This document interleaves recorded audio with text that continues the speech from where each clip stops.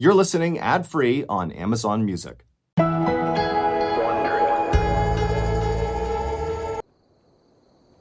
On Thursday morning, April 29th, 1993, the sun rose over the high desert of Little Water, New Mexico. The air was crisp and the sky was pink as 21-year-old Florina Woody went for a run with her 19-year-old boyfriend, Merrill Bay. Florina and Merrill were both Navajo and lived in a small rural town on the vast Navajo reservation that sprawls across 3 southwestern states. Florina loved the majestic landscape surrounding the town and spent as much time as she could outdoors. And she was especially happy to be outside again after a long, wet winter. She and Merrill jogged along the country highway past small houses and trailer homes set back from the road. In the distance, Florina admired the tall red rock cliffs glowing in the sun. The couple turned off the road and headed up a path toward a flat-topped hill called a mesa. Usually, the top was dry and dusty, but the wet winter had turned it lush and green and scattered with wildflowers. Once they reached the top, they stopped to look down at the town below. Florina could just make out the trailer home that she and Merrill shared with her parents. It sometimes felt crowded living there together, but she was grateful for their close-knit family, especially since she and Merrill were raising their first child now, a 6-month-old son. Florina and Merrill jogged back down the mesa and kept a steady pace the whole way home. Merrill had recently started competing in local races and was always trying to strengthen his endurance. As for Florina, she had reasons to challenge herself too. She'd originally taken up running to offset her asthma, which had gotten better lately. Once they got home, Florina went inside their trailer, she showered, and then she went to relax on the couch. But when she sat down, she noticed her neck and back muscles were aching more than usual. She asked Merrill for a massage, but her muscles still felt sore afterwards. Florina wondered if she might have pulled something during their run, so she tried to take it easy for the rest of the day. Over the weekend and into the following week, Florina's aches and pains did not get better. She developed a cough, too, that felt different than her usual asthma. By Friday, just over a week after she first felt sick, Florina realized her symptoms were not going away with rest, so Merrill made her a doctor's appointment for the next day. On Saturday, May 8th, while Merrill watched the baby, Florina's parents drove her to Crown Point Healthcare Facility, which was located about an hour and a half south and east of their town. It was a commute Florina knew well, since she'd given birth there. Crown Point was a small rural hospital operated by the Indian Health Service with about 10 doctors. 2 of the doctors were a married couple named Christine Golnick and Thomas Hennessy, who had helped deliver Florina's baby. Florina's parents parked close to the entrance and walked with her into the lobby. Right away, Florina saw Dr. Golnick's familiar face smiling at her. Florina smiled back and waved. After signing in, she followed Dr. Golnick to an exam room in the back. Dr. Golnick placed a stethoscope on Florina's chest and listened. Then she held her fingers to Florina's wrist and measured her pulse. Florina watched Dr. Golnick's face for a reaction, but her expression remained neutral. The doctor understood why Florina was worried, since her symptoms had persisted for so long, but thankfully her vitals had come back normal, and so the doctor suspected it was just a bad case of the flu. But considering Florina's history with asthma and her lingering symptoms, Dr. Golnick didn't want to take any chances. She suggested that Florina spend the night at the hospital. In the morning, Dr. Golnick's husband, Dr. Hennessy, could come give a second opinion. Florina resisted at first, since the next day was Mother's Day. She said she wanted to get home and spend it with Merrill and their baby, but Dr. Golnick promised Florina that she could leave once Dr. Hennessy checked up on her the next day. So Florina agreed to stay. She knew that it was better to play it safe, especially because she lived so far from the hospital. She told her parents they could head home for the night, and then she called Merrill. He told her he loved her and promised he'd come get her first thing in the morning once she was discharged.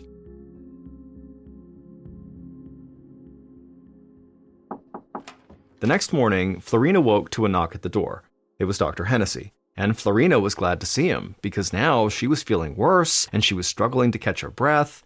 Dr. Hennessy listened to her lungs with a stethoscope and frowned. He told Florina that he wanted to take a chest x-ray to get a better look at her lungs. Unfortunately, that meant Florina would have to stay at the hospital a bit longer. Florina was disappointed, but she was also relieved that Dr. Hennessy seemed to be treating her symptoms so seriously.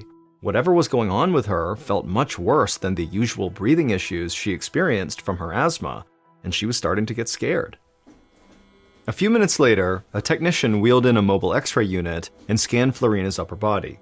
While she waited for the results, a nurse brought Florina a phone so she could call Merrill. And when Merrill answered, he told Florina that their baby was napping and they'd just celebrate Mother's Day when she got home that night. Hearing Merrill's voice calmed her down, but Florina still felt helpless and lonely. This was not how she envisioned her first Mother's Day going. A little over an hour later, the X-ray technician brought Florina's test results to Dr. Hennessy. The image showed Florina's lungs all whited out, which meant they were full of fluid. Dr. Hennessy was shocked by what he saw, and he ran to Florina's room. He found her lying there with her eyes half closed and her mouth ringed with a dry white liquid. She was desperately struggling to breathe.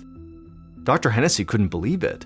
For a patient this young and athletic to go from healthy to near respiratory failure in 24 hours was unheard of.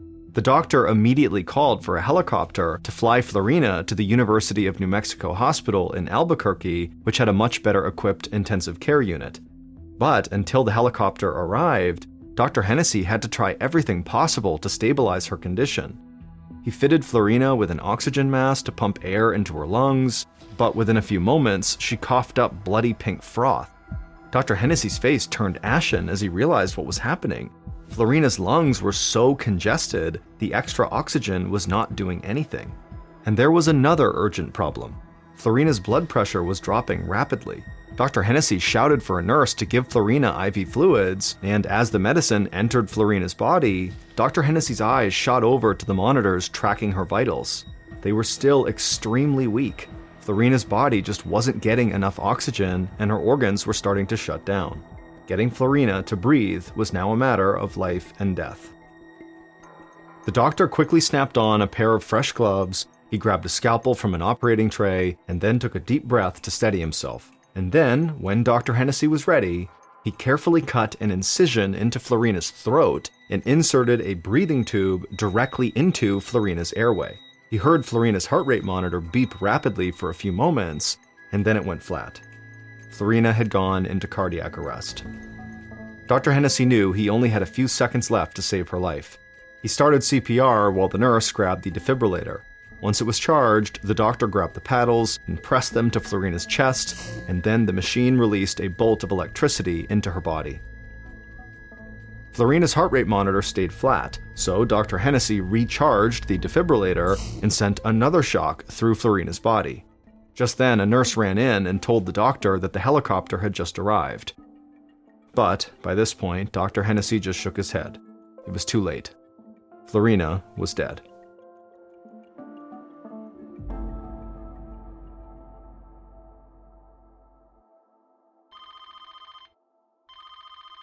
Later that morning, Florina's fiancé, Merrill, was at home sitting by the baby's crib when his phone rang. He recognized the voice on the other end as one of the doctors from Crown Point Hospital, but the words he was hearing, he just couldn't compute. Something had gone terribly wrong, Florina had died, and no one really knew why. Doctors were running tests, but they had never seen anything like it before. Merrill crumpled to the floor. When he'd kissed Florina goodbye less than 24 hours ago, she'd been a bit under the weather, but it didn't seem serious. He didn't understand how this could have happened. Merrill took a moment to gather himself, then he walked into the kitchen where Florina's parents were having their morning coffee. He tried to tell them what had happened, but the words got stuck in his throat. Then he just closed his eyes, let out a deep breath, and blurted out, "Florina is dead." Florina's parents stared at him blankly. Her mother asked him what he was talking about. Tears started streaming out of Merrill's eyes as he explained what the doctors had just told him. Florina really was dead. It had happened extremely fast, and the doctors couldn't do anything to save her. This time it sunk in, and Florina's parents started sobbing. How could a 21-year-old mother in perfect health just suddenly die? That night, Merrill barely slept, and the next day he woke up in a fog. Food tasted like nothing. He fed and changed the baby, but it felt mechanical. Everything reminded him of Florina.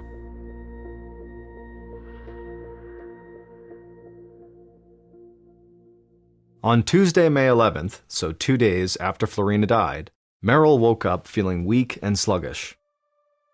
He felt like it was something more than the physical effects of his grief, and he was concerned after what had happened to his wife. The doctors still didn't know what killed Florina, and Merrill didn't want to take any chances. However, he had a lot of planning to do for Florina's funeral, and he didn't want to drive all the way to the Crown Point Hospital, so he decided to go to the local health clinic instead. Merrill told the doctor there what had happened to Florina and that he was now feeling sick. The doctor agreed that Merrill was right to be cautious, but he said Merrill's situation was different than his wife's. Florina had asthma, and that likely contributed to her very rapid decline. The doctor told Merrill to rest and sent him home with a prescription-strength pain reliever, an antibiotic, and an antiviral medication. Merrill took these medications over the next few days, but none of them seemed to work. He felt more exhausted each day, and even worse on Friday, May 14th, which was the day of Florina's funeral. Florina's cousin picked Merrill up at the family's trailer that morning, and then they set off for the 70-mile drive south to Sunset Memorial Park in Gallup, New Mexico, where Florina was going to be buried. But they hadn't been in the car long before Merrill started gasping for air. Now, this was before people carried cell phones, so Merrill's cousin had to pull off the highway at a general store to call 911 on a landline. And while he did that, Merrill stumbled out of the car and lurched around in the parking lot, panicking, while his lips and fingernails started turning blue, and then he just collapsed. Paramedics got to the location quickly and raced Merrill to the Gallup Indian Medical Center, and once they arrived, nurses wheeled his stretcher into the emergency room. But by the time he was inside, Merrill had stopped breathing. The physician on duty, Dr. Bruce Tempest, tried to revive him, but it was no use. He declared Merrill dead upon arrival.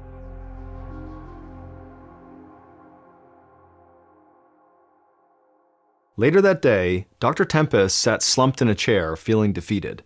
He had worked at Gallup Indian Medical Center for 23 years and was widely considered an expert at internal medicine. He'd even been awarded the Indian Health Service Clinician of the Year in 1983. But he had felt powerless, being unable to save Merrill's life. As Dr. Tempest signed and dated Merrill's time of death paperwork, an assistant mentioned that the man's fiancée had died too just a week earlier, and like Merrill, she had been in good shape and just declined really quickly. Dr. Tempest felt a wave of fear rise in his chest. Two young, physically fit people didn't just suddenly die of respiratory failure, one right after another. Something had to make them sick. As he thought about Merrill's death, Dr. Tempest realized he'd seen other cases like it. In the past 6 months, he had treated 3 other young Navajos with fatal respiratory issues. He couldn't help wondering if maybe these deaths were all connected. Whatever had killed Florina and Merrill might have killed the others too. The fact that all of the dead were Navajos living within the same general area led the doctor to suspect that this disease might be contagious, and if he had to guess, it seemed like it spread through the air, since the lungs were the most affected organ in every case. If he was right, this could be the start of an incredibly dangerous outbreak. But before he jumped to any conclusions, he needed to gather more information. Dr. Tempest called Crown Point Medical Center, where Florina had been treated before she died. He explained he had treated her boyfriend and wanted to learn what happened to Florina. The doctors at Crown Point didn't hesitate to share a detailed breakdown of her illness. Afterwards, Dr. Tempest hung up and compared both cases. Florina's sounded exactly like what happened to Merrill. It just didn't make sense to Dr. Tempest. He'd never heard of any disease that behaved like this. Also, during this call, the doctor had learned something else that totally puzzled him. Merrill and Florina's 6-month-old son had not gotten sick at all. If this was a contagious airborne disease, the baby would have probably caught it from one of his parents. And why hadn't the grandparents gotten sick either? There was one more thing that was bothering Dr. Tempest. So far, there hadn't been any mild cases of this disease reported. Every single person who got sick died. This disease was unlike anything he had seen before. If it kept spreading, many more people could die. That weekend, Dr. Tempest compiled all the information he could on Florina and Merrill's cases. Then, 3 days after he pronounced Merrill dead, Dr. Tempest phoned the state health department and told them they had a problem.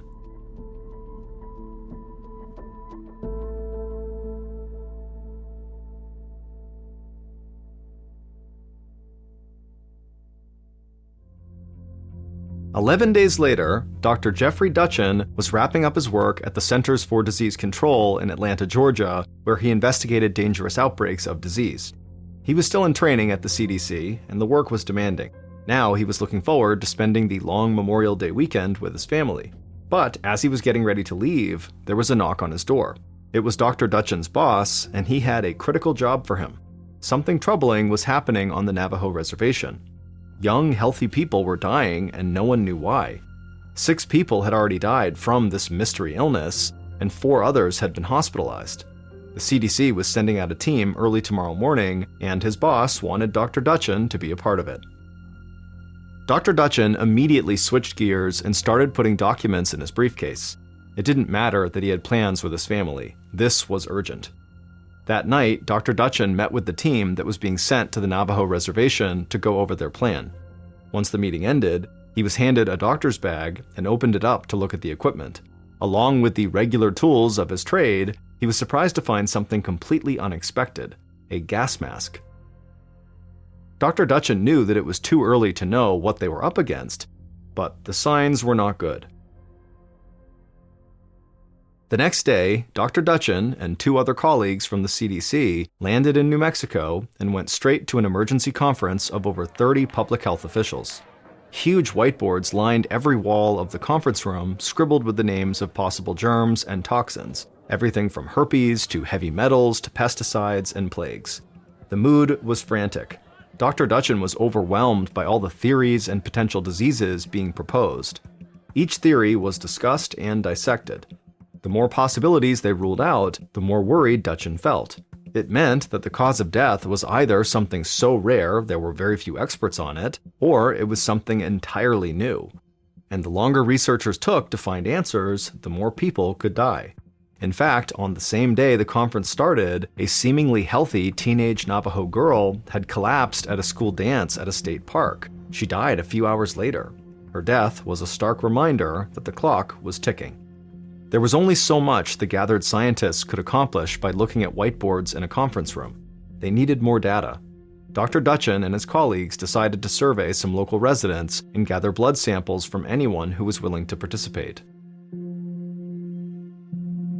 2 days after the CDC team arrived, the president of the Navajo Nation, Peterson Za, looked out the window of his office in Window Rock, Arizona. The whole Four Corners area, where Arizona, New Mexico, Utah, and Colorado meet, and where the Navajo live, had turned into a media circus. News vans were crammed into every available space of the parking lot below. Za's phone was ringing nonstop with calls from journalists, health officials, and locals asking for information on this mystery disease.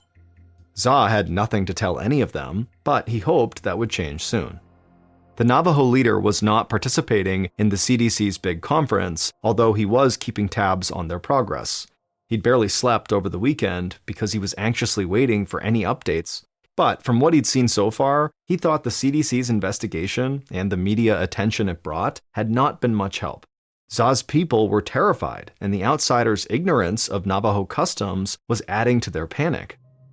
Newspapers were printing the names of the deceased right away, even though Navajo tradition forbade their names from being spoken or written for 4 days after they died.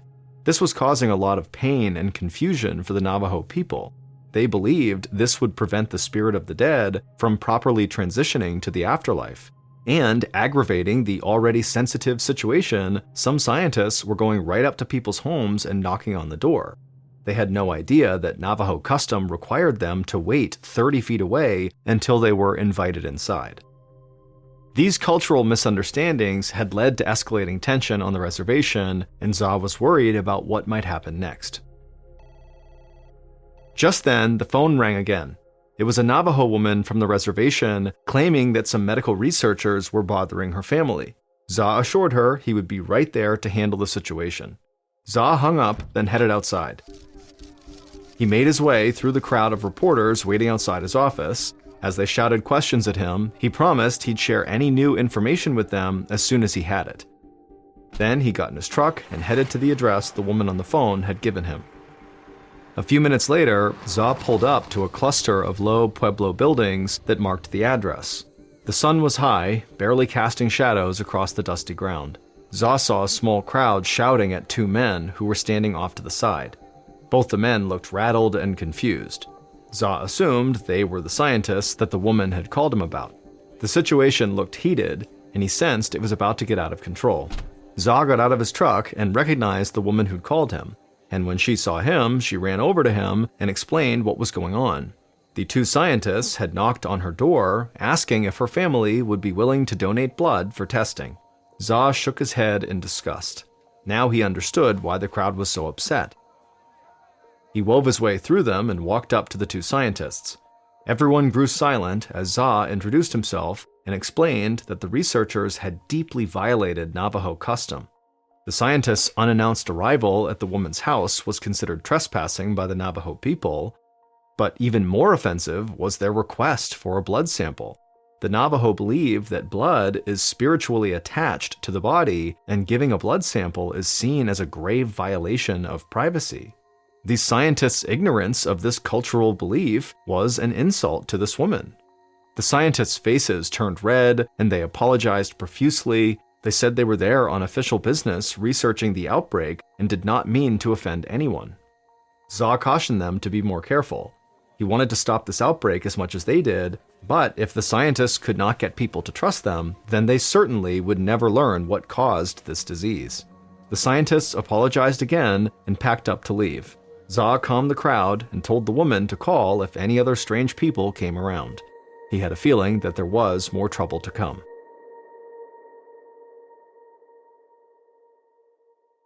Back at his office that same day, Za read the latest news on the outbreak with growing discouragement.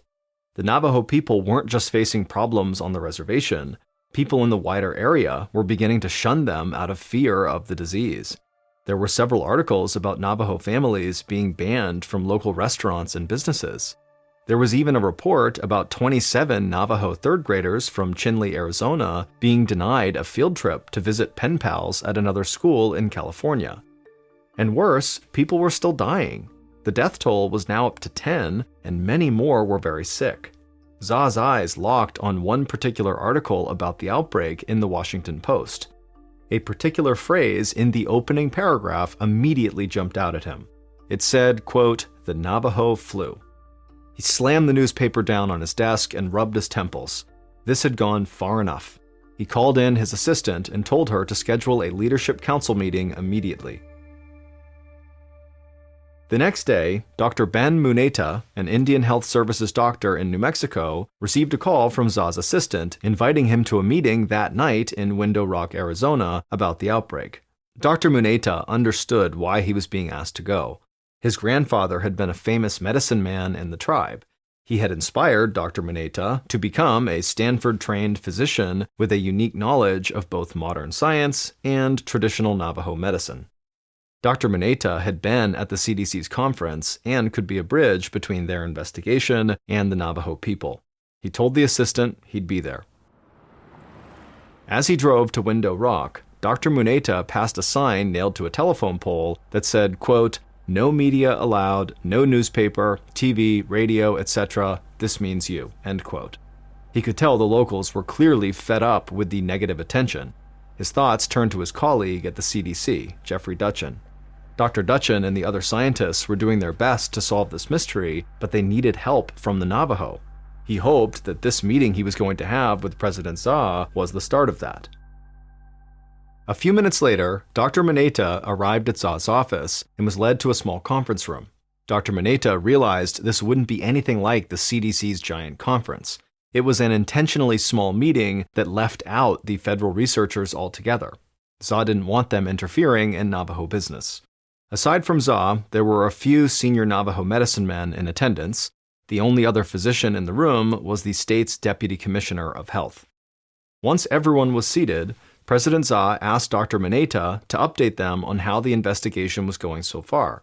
Dr. Muneta admitted that the CDC hadn't found much yet, but they were testing freely given blood samples for all kinds of diseases and working through all the possibilities. Dr. Muneta then turned to the medicine men and asked them for their prayers. The eldest medicine man was grateful for Dr. Muneta's request, but instead of prayers, he offered his own interpretation of the mystery disease outbreak. He believed that too many young Navajo were abandoning traditional practices such as speaking the language and living off the land. They were neglecting ceremonies that were meant to heal the sick, bring good fortune, and celebrate life's milestones. One of the most important of these is called the Blessing Way, which is performed for newborns, brides and grooms, and people who are sick or who have experienced a traumatic event. Without these traditions to keep the world in balance, death was sure to follow. Dr. Muneta could sense the medicine man was holding something back. However, it would be improper for him to press his elder for more information. According to Navajo custom, if Dr. Muneta wanted more knowledge, he had to partake in a ceremony that lasted for several days. As much as Dr. Muneta wanted to adhere to tradition, he knew there was no time to waste. He gathered himself, then sat up straight and looked at the eldest medicine man. In a quiet but very firm voice, Dr. Muneta asked if the medicine man could just tell him more.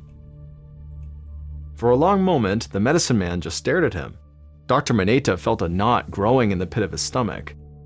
He knew how upset the Navajos already were that the investigators were violating their customs, and now Dr. Muneta, who knew better, had done it as well. Finally, the medicine man spoke. He acknowledged that Dr. Muneta's behavior was irregular, but considering the gravity of the situation, he agreed to say more, and immediately Dr. Muneta let out a sigh of relief. According to the elder, this was not the first time a deadly illness like this had struck the Navajo. There had been 2 other bouts of mysterious respiratory failure deaths in their community. One was in 1918, and the other was in 1933.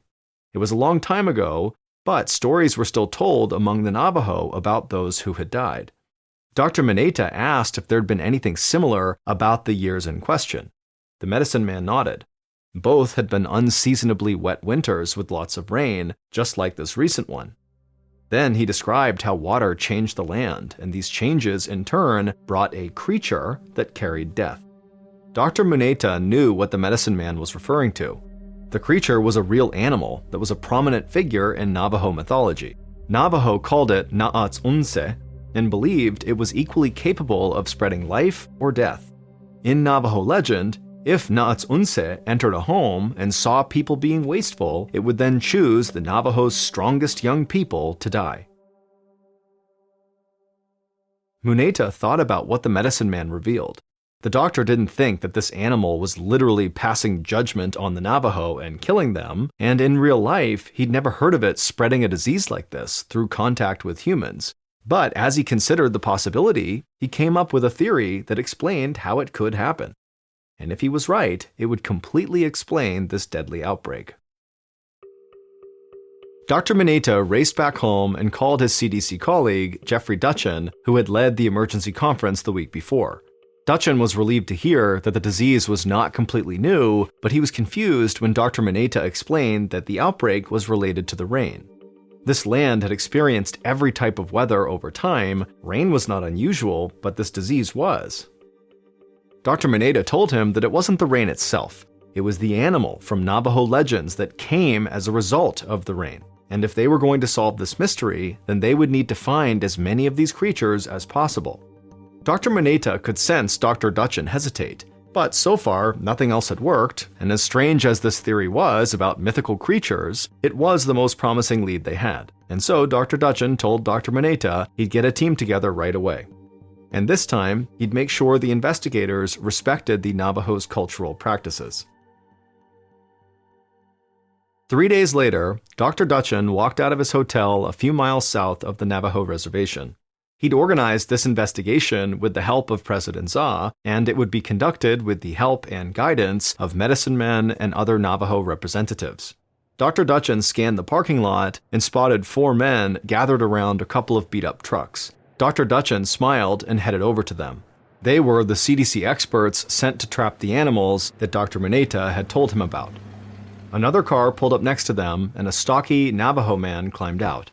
He was an environmental health expert sent by President Za to help with the investigation. He clapped Dr. Dutchin on the back and promised he'd help them find what they were looking for. Dr. Dutchin felt a surge of hope. Thanks to the Navajos, he believed they knew what was making people sick. Now they'd be able to track down that creature that was spreading disease around the area, and hopefully they could figure out how to treat the illness before it killed anyone else. They all piled into a truck and headed for the Navajo reservation. The next day, Dr. Dutchin stood in the middle of the desert. He was dressed in full biohazard gear, a silver suit, airtight helmet, and heavy boots and gloves. He looked across the desert landscape at the other members of his team. They were all dressed in the same protective gear. To outside observers, they might have all looked like astronauts from a movie set. But the work they were doing was very real, and if they weren't careful, it could be very dangerous. Dr. Dutchin was standing above a trap he'd set the day before. Before he checked it, he made sure the wind was blowing away from him to avoid inhaling any harmful particles. If he caught an infected animal, he could be at serious risk for picking up this disease. Once Dr. Dutchin was certain that he was safe, he cautiously bent down and examined the trap. Through the thick material of his helmet, he could hear a faint sound coming from inside, the sounds of a trapped animal. He looked over to his colleagues, who were also examining their traps. Dr. Dutchin hoped that at least one of them had caught what they were looking for. Over the next few days, Dr. Dutchin and his team caught all sorts of animals. They carefully took samples and sent them off to the CDC in Atlanta for analysis. On June 16th, 4 days after the specimens arrived in Atlanta, Dr. Dutchin got his confirmation. The disease afflicting the Navajo wasn't entirely new. It was called a hantavirus. But this strain of hantavirus was entirely unique. The CDC had not been able to identify it earlier because it typically attacks the kidneys, while this particular strain affected people's lungs. But thanks to the tip from the Navajo's medicine men, the CDC scientists knew what was spreading the disease. It was the creature known as the Naatsunse. When Dr. Maneta met with President Za and the medicine men, they told him how this real-life animal played a prominent role in the Navajo's origin myth. According to Navajo legend, the creature is responsible for spreading the seeds of life across the world. However, it can also be dangerous, and its breath can be fatal. This animal is incredibly common in North America, but the Navajo fear it so intensely they burn their clothes if it even touches them. Individually, this animal is not a huge threat, because each one doesn't carry enough of the hantavirus to endanger anyone. But if there's enough of them, they can spread disease like wildfire. In that winter, the heavy rains in the Four Corners area created a concentrated population of the animal that had only occurred twice before, in 1918 and in 1933. In all three instances, the heavy rains had led to more plants and vegetation. This in turn fed the creature and allowed them to multiply. The creature then infiltrated the homes of Navajo people like Florina Woody and Merrill Bay, leaving traces of the hantavirus everywhere they went. The creature that was responsible for spreading this disease was the humble deer mouse.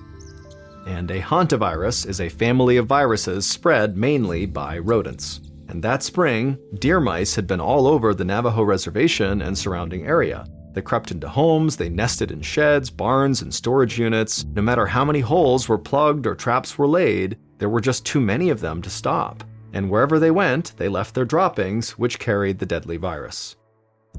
When people like Florina and Merrill tried to clean those areas, they came into direct contact with the droppings, and the virus entered their bodies in high enough concentrations to infect them. But now that the CDC knew what was behind the outbreak, local officials could reduce the danger. After the deer mouse was identified as the culprit, public health advisories urged people to avoid rodents and told them how to make it harder for them to enter their homes. And while that didn't eliminate the danger entirely, it reduced it enough to help the outbreak end by the middle of August, almost 3 months after Florina Woody died.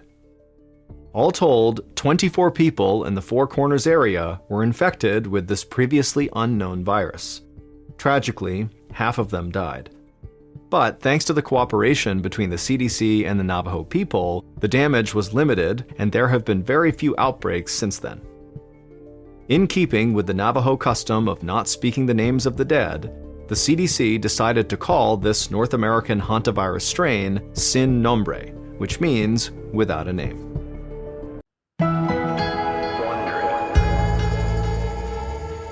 The primary criticism of virtually every paranormal story out there is a lack of credibility.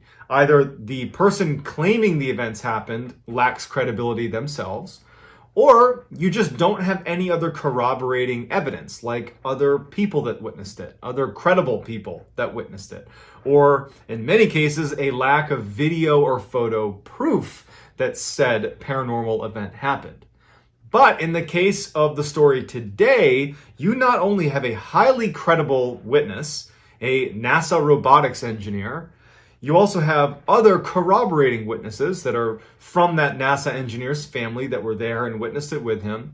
And you have, albeit limited, you do have video footage of what they are claiming happened that was paranormal. But before we get into all of that in today's story, if you are a fan of the strange, dark, and mysterious delivered in story format, well, that's what my channel is all about, and I upload 3 to 4 times a week. So if that's your thing, if you could gently pulverize the like button and then turn on all notifications so you don't miss any of my uploads every week.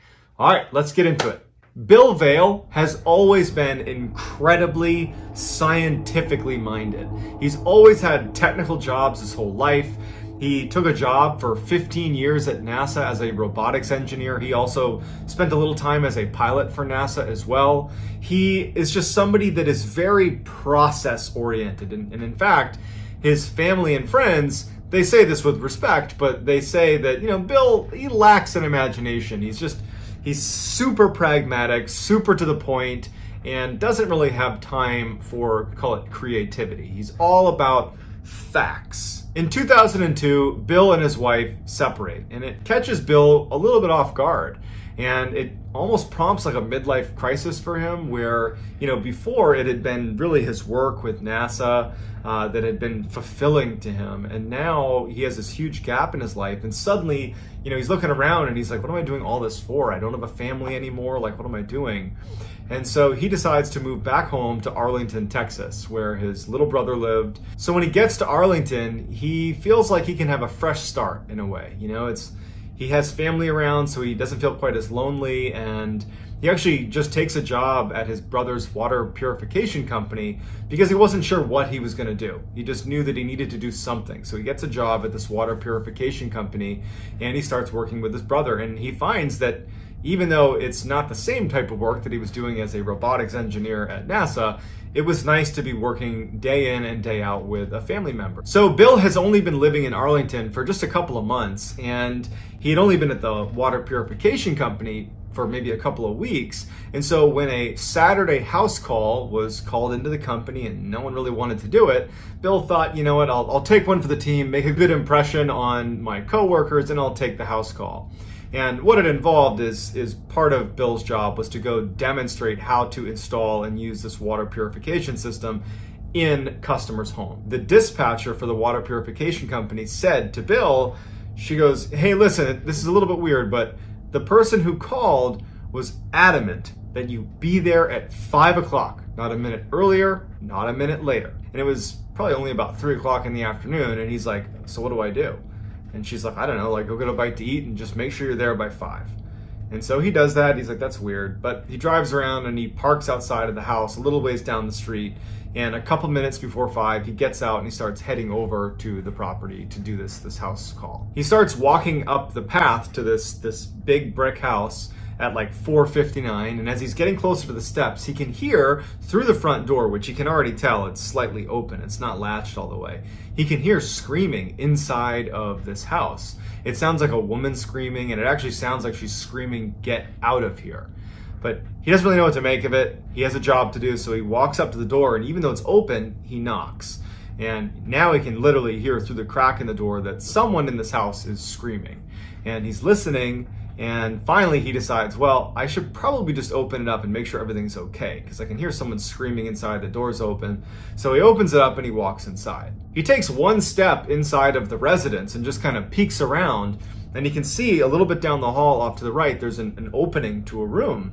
And in the room are 3 men on their knees in a little circle, and a woman is walking around them in a circle, and she's holding a book in her hand, and she's speaking in tongues.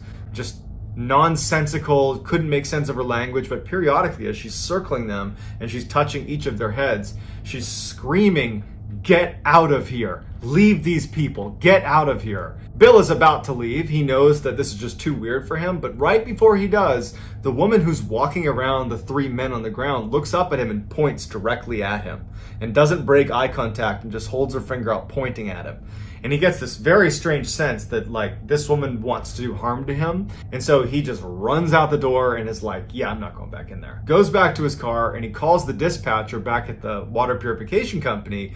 And he's like, okay, I just took an insane house call. The lady in there is crazy. I'm not doing it. Don't reschedule. And if you do not put me on it because I will not go in there. Bill was a very straightforward guy.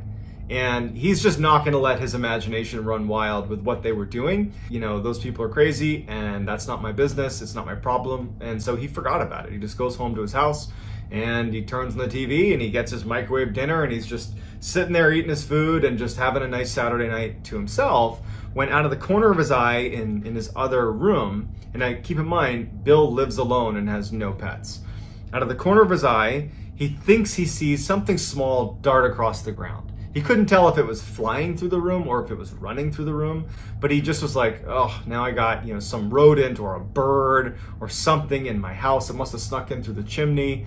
And so Bill is not scared. He's mostly like frustrated that now he has to deal with some rodent in his house or some bird in his house. So he puts his food down and he turns on all the lights because he was watching TV with the lights off, turns on all the lights and just searches his house. He's like quiet, listening, trying to like hear where the thing went in his house. And he can't hear anything. And after over an hour, he just decides, well, geez, I don't know where it went. I don't know what it was. Maybe I didn't even see it in the first place. So that night, he wakes up suddenly to what feels like some small creature running over the foot of his bed, but like over his foot. And it instantly wakes him up and he instinctively sucks his legs up to his chest under his covers. As pretty much anybody would do when some random creature is running on your feet in the middle of the night. And he's like, great, this thing, it's probably, now you can tell it's a rat, it's a rodent. He's like, great, now it's literally in my bedroom on my bed. And so he flips on the lights and now he's just mad because this is right in the middle of the night. It's the last thing he needs. And he lights on and he searches the room. He looks under, his dresser, he looks in the closet, he looks under his bed, he looks everywhere.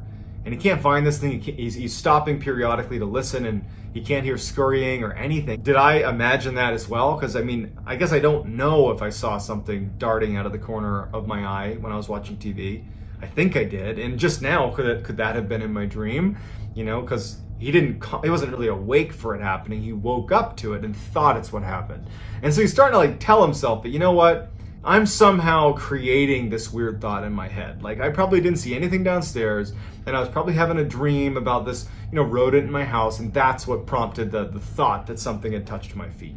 And so he's like, all right, whatever. Turns off his lights and he goes back to bed. So Bill falls back asleep, but shortly thereafter he wakes up again when his bed is violently shaking. And he wakes up and his bed's shaking and it stops almost immediately once he's awake. And he thinks that they're having an earthquake. So he jumps out of his bed and he's looking around to see if things are going to start falling on him. He runs to the window. He looks outside. He can't tell what's going on. He runs into the other room and he can suddenly tell, because he's in a bit of a panic, that there is no more shaking happening. Now, the shaking's done. The house is totally silent. And he runs back to his bed and he has this thought like, could I in my sleep have shaken my bed? And he had one of those huge 4-poster beds and he's trying to move it, and Bill's a big strong guy and he can barely move his bed, and he has this memory of, my bed was literally shaking.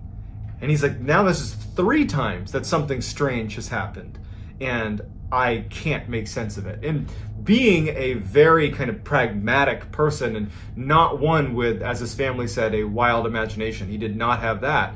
He's like, okay, let's find out if there was an earthquake. So he goes online and he starts researching earthquakes. And he's thinking maybe if the earthquake had just happened, that the news would break right then and there, some headline. There's nothing. And so he's like, okay, what other rational things could have caused my house to shake? Because again, there's no other damage in his house. Nothing fell. It was just, he felt the shaking and that was it. And so he starts researching what's in the area, and he finds that there was a military base, and actually it's an air base right near his house, a couple miles away. And he's thinking, okay, well, when the fighter jets are taking off, that take off at all hours, maybe there's a sonic boom from one of the jets accelerating. And he didn't know if that was it, but he thought it could be it.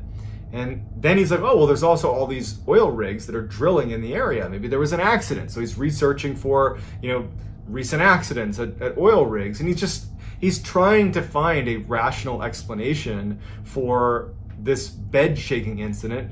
He also can't help but feel like, what happened with that thing I saw that was like touching my feet? Like, he's not connecting the two events, but he has this weird sense that either something's wrong with him and he's losing his mind, or something really weird is happening in his property. So as he's trying to find this rational explanation, his internet goes out.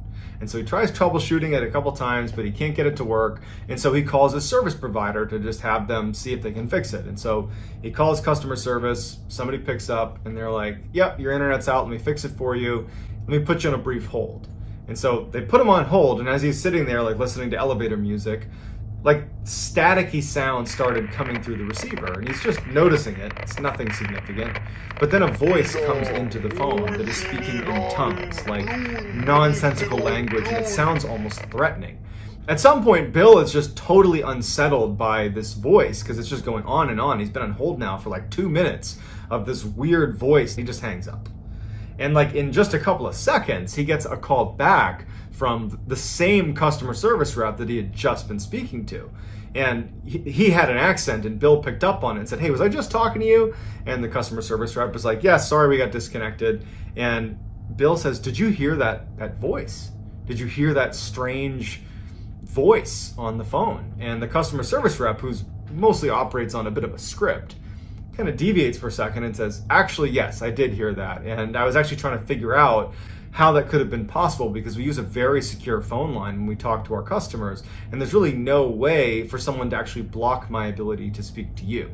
Like, even if someone was on the call, you would still be able to hear me, and I was trying to yell to you and you weren't hearing me. So I don't know how that would have happened. But I definitely heard the voice. I don't know what that was, and we're so sorry. So both of them are definitely weirded out by it, but the customer service rep, he's got a job to do, and he's like, hey, your internet works again, thanks, talk to you soon. He hangs up, and Bill's left with his internet working again, but now that's the fourth strange thing. He has the thing that runs across the room as he's watching TV. He has the thing that ran across his feet at night. He has his bed shaking, and now he has this like devil voice speaking in tongues on the phone that the customer service rep also heard and couldn't make sense of. He decides to, I'm done doing research for the night. It's 3 a.m. or whatever it was. I'm gonna just try to get a couple hours of sleep because this is just starting to freak me out a little bit. So Bill gets back in his bed and he's trying to sleep, but he can't stop thinking about the fact that there have been 4 strange occurrences in the span of just a couple of hours.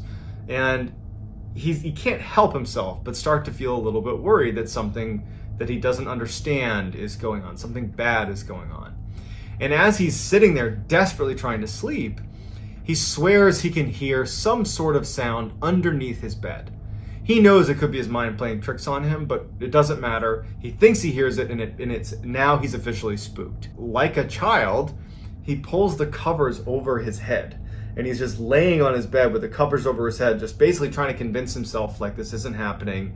There isn't anything under your bed. Just relax. Nothing's happening. He's got his legs sucked up, up near his chest. He's just under his sheets.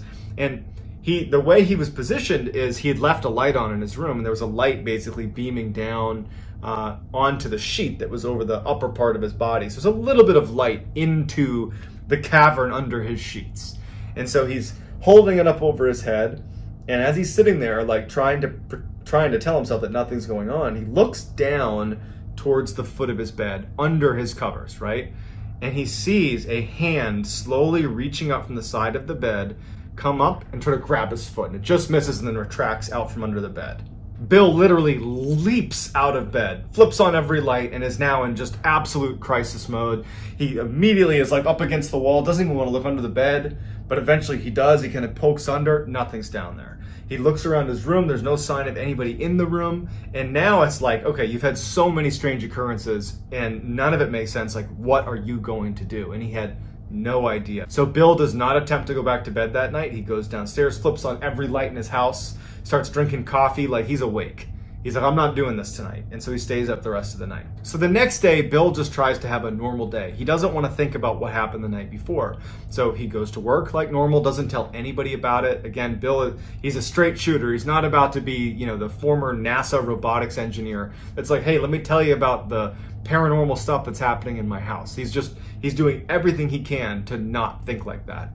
And so by the end of the day, he started to feel a little bit of anxiety as he's getting ready to go back to his house, because he would have to potentially face some of the strange things that happened the night before. They could happen again tonight. And so he gets home, has all his lights on. He's not about to keep his lights off, and he's sitting in his chair. He always sits in the same one where he was watching TV and saw that thing dart across the room.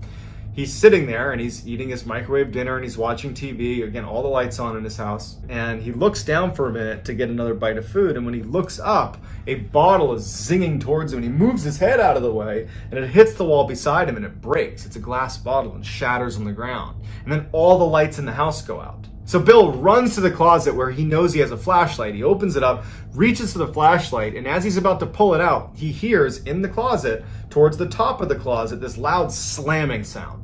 And he had a couple pretty heavy boxes on the very top shelf in his closet, and it sounded like someone had almost lifted one up and then slammed it down on the top shelf. But obviously he didn't do that, and it totally freaked him out. He grabs the flashlight, shines it in the closet. There's no one in there. There's nothing in there. And he backs out, and then the lights come back on. And his heart's racing because he knows what just happened. Someone just threw a bottle at his head. Someone just slammed something in his closet, and he's in full panic mode. And so the only person he can think to call is his brother, because he's not prepared to go to the police, because the things he would need to describe are kind of nonsensical sounding. But his brother, who's very rational, equally kind of pragmatic in his approach to everything, he calls his brother and he's like, get over here. I got some weird stuff happening in my house and I just need a sanity check. And so his brother, Bob, his younger brother, Bob, he comes over. And as soon as Bob gets there, Bill is like, he had never had a discussion about the paranormal with his brother before. So he's just like, all right, this is going to sound weird, but Bob, I need you to just go in this closet and just go in the closet. And Bob's like, what in the world are you talking about? And Bill's like, please, just go in there. I'm going to shut the door and I want you to just tell me what happens. And so Bob's like, all right. Bob goes in the closet. Bill shuts the door behind him. Bill's just out there waiting. And Bill calls to Bob, hey, turn off the light. There's a little pull string, little tiny light bulb. Turn off the light in there. So, Bob's like, all right. Turns off the light and it's pitch black in there. And so at the time, Bob would not tell Bill what happened to him in the closet.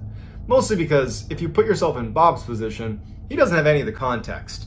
He doesn't have anything that happened. He's never experienced anything like this before. And so what he experiences, he kind of chalks up to probably his own doing. He doesn't think that someone did it to him. And so what happens is he's in the closet and he feels something hit his leg. And he thinks, oh, I must have knocked into something that hit my leg, like a pair of shoes or something. And he's just standing there. And then something hits him hard in the face. And he thinks, oh, I must have hit something on the top shelf that fell and hit me in the head.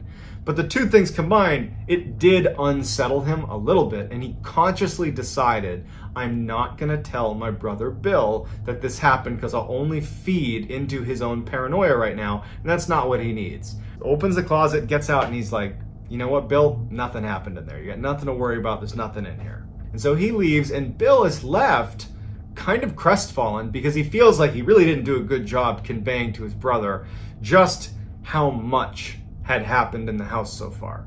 He basically said, I've heard some strange noises, go in the closet. And then nothing really happened. So he feels like out of his element. He just feels like he doesn't know how to handle it.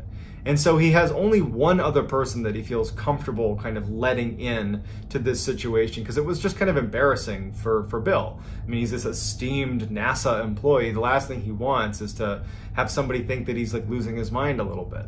But he has his friend Michael, who is a sound engineer that worked for a couple podcasts. And when he calls him, Bill doesn't even really know what he's going to say to Michael. He just needed to talk to someone, like a friendly voice kind of thing. And he calls him, and Michael's a little bit surprised to see Bill calling him, and they have a little bit of small talk. And Bill says to Michael, I don't know how to approach this with you, but I moved to Arlington, and I got some weird stuff going on in my house, and I guess I'm just telling you because I don't know what else to do. And so Michael's like a little bit caught off guard and is a little bit just worried about his friend. And he starts asking him some basic questions, just, oh, well, what have you heard? Like, what have you seen? Just not really sure if it's even remotely worth exploring, but just asking some basic questions. And as they're having this exchange, the voice that came on the phone during the call to the customer service rep for the internet provider came on the phone. And all of a sudden, Bill can't hear Michael, and Michael can't hear Bill. All they both hear is this voice, this like angry, kind of demonic sounding voice that sounds very threatening. And so while this is going on, Michael just instinctively is like, well, I have all my sound set up here, and he grabs a mic and he puts it to the receiver and starts recording.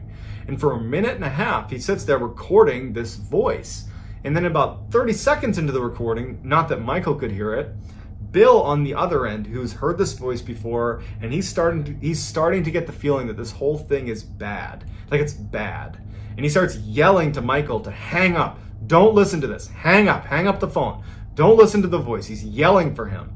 And then after about a minute and a half of this chaos that Michael's recording, the voice suddenly stops. And it goes back to Bill and Michael talking to each other. And it's like crystal clear. And so Michael immediately says, hey, Bill, you there? You there? And Bill's like, yeah, I'm here. I was trying to get you to get off the phone. You can't listen to this stuff. I don't know what it is, but it's bad. And Michael just goes, no, listen, I recorded that. Here, let me play it back for you. And so he starts playing it back, and it's silence. Except for when Bill was yelling to Michael, don't listen to it. Hang up, don't listen to it.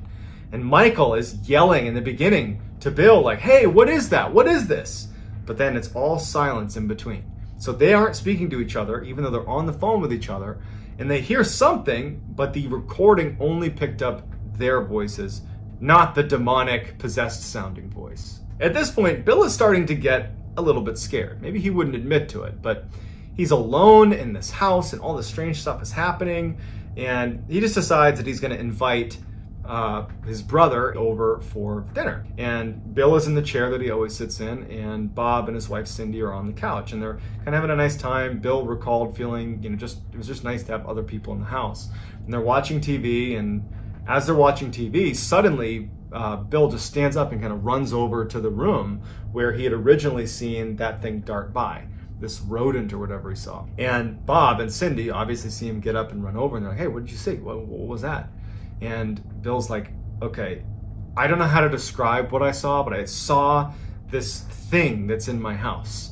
And, Bob, I brought you over here because I've just been seeing this animal or something running around my house, and I swear I just saw it. And he goes, hey, look, Bob, sit in my chair, because it was the only vantage point into this room. The couch where Bob and Cindy were sitting, they couldn't really see into this room.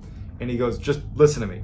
Bob, sit in my seat and just sit here and just watch the TV. Don't pay attention to the room. Just watch the TV and just see if something catches your eye. Because, maybe I'm seeing something that is totally rational, but something's happening. Just do what I was doing.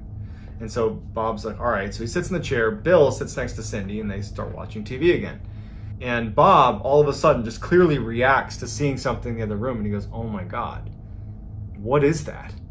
And they all stand up, and Bill is like, well, what'd you see? And Bob's like, I don't know. It was like some kind of small animal or something, and it looked like it was on 2 feet. It did not look like a 4-legged animal. That's like a 2-legged animal. Like, what was that? And so Bob, he's now feeling like, I was in that closet, some weird stuff happened that I didn't tell Bill about. Now this, and he's like, okay, Cindy, his wife, Cindy, you sit in the seat. You do this now. And so now Bill and Bob are sitting on the couch watching Cindy, and Cindy's watching the TV. Of course, in just a matter of minutes, she sees something dart across the room. Now, was she just kind of jumping on the bandwagon because these two saw it?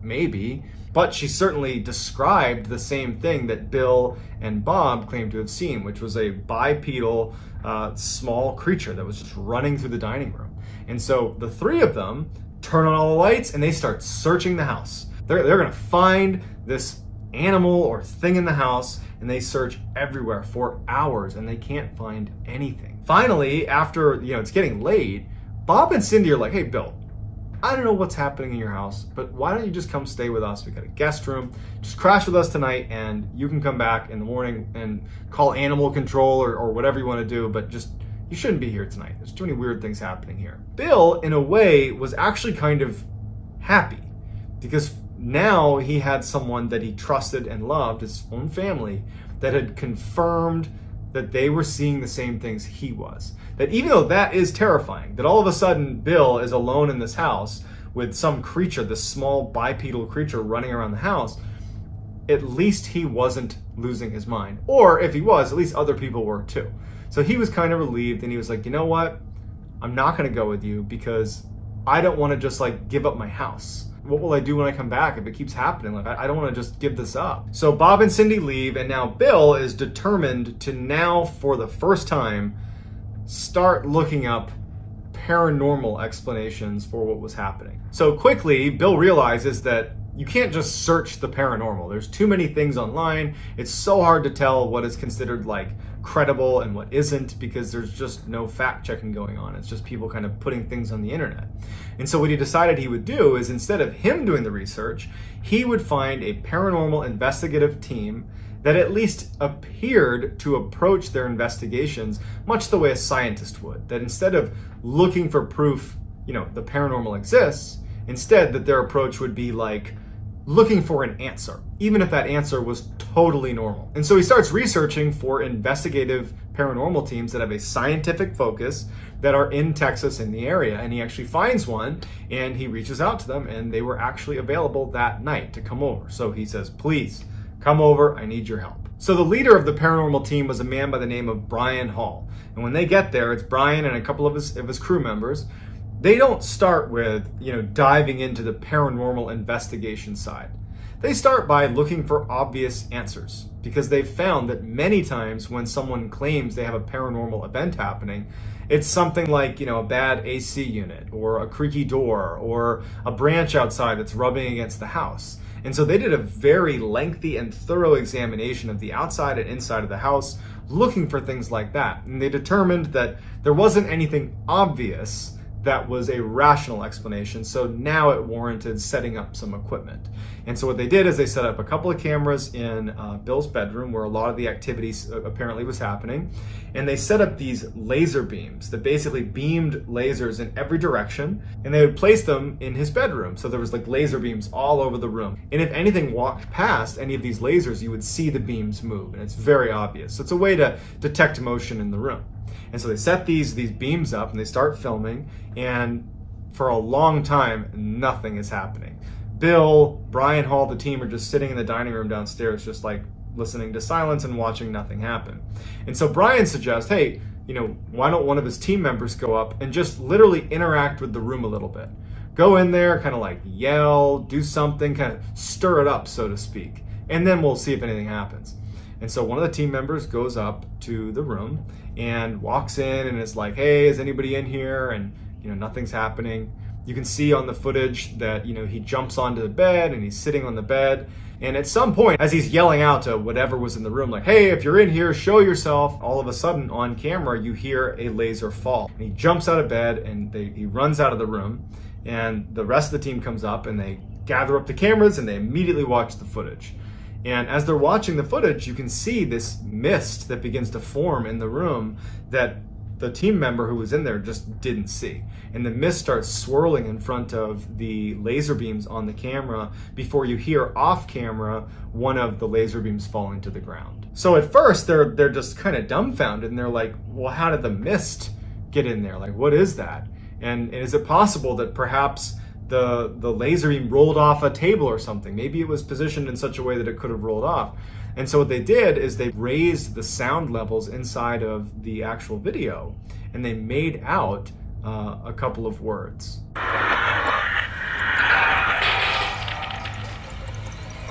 And so at this point, Brian Hall and his team feel like they have quite a bit of data that actually does lend credibility to the idea that there is something paranormal happening in Bill's house. So as they're packing up to leave, they say to Bill, like, you gotta go. You can't be here.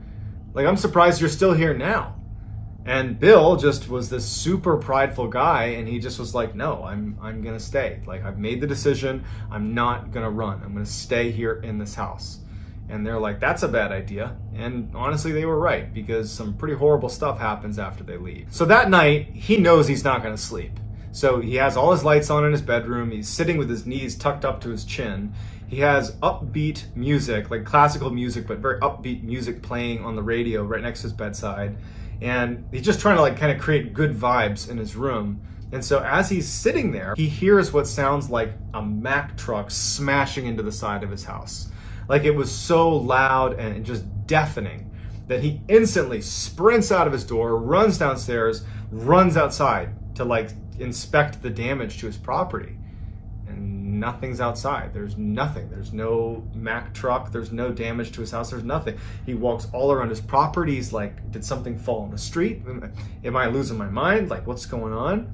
And so he goes back in the house after quite a bit of looking around, seeing if something might have fallen off of his roof that made a sound. Nothing. He goes back in his house, and as soon as he steps foot in his house, he hears a similarly loud crashing sound, as if, a vehicle is smashing into his house, except it's inside of his house in his dining room. It was in the same room where he first initially spotted that thing running across the ground.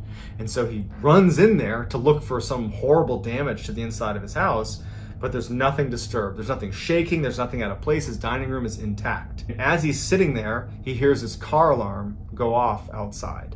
And now he's thinking, this thing is screwing with me.